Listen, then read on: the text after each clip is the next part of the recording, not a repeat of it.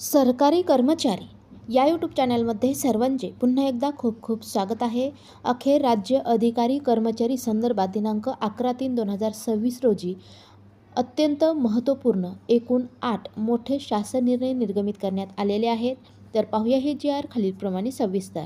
तत्पूर्वी चॅनलला अजूनही सबस्क्राईब केलं नसेल तर सबस्क्राईब करा, समोरील बेललाही क्लिक करा, म्हणजे असेच नवनवीन लेटेस्ट अपडेट तुम्हाला पाहता येतील.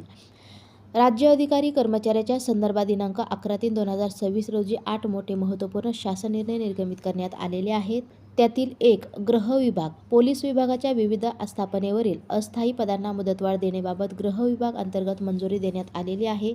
यानुसार राज्यातील 11 पोलीस प्रशिक्षण विद्यालय तसेच गुप्तवार्ता घटकातील एकूण 1025 अस्थायी पदांना मुदतवाढ देण्यात येत आहे.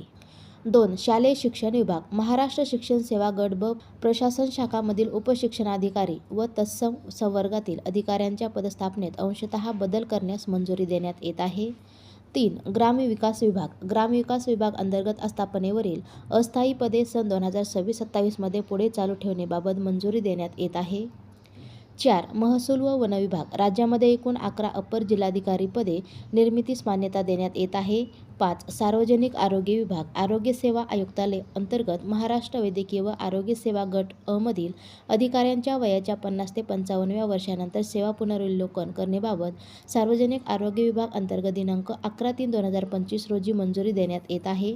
6. विधी व न्याय विभाग. न्यायिक अधिकारी संस्था नागपूर या संस्थेच्या आस्थापनेवरील अस्थायी पदांना मुदतवाढ देण्यास मंजुरी देण्यात येत आहे. 7. विधी व न्याय विभाग. शासकीय कर्मचारी इत्यादी कर्जे व उपशीर्ष अंतर्गत मोटार वाहन खरेदी अग्रिमे, नवीन मोटरसायकल स्कूटर खरेदी अग्रिम वाटप करिता निधी वितरण करण्यास मंजुरी देण्यात येत आहे. तर 8. विधी व न्याय विभाग. राज्यातील कौटुंबिक न्यायालयातील एकूण 397 अस्थायी पदांना मुदतवाढ देण्यास मंजुरी देण्यात येत आहे.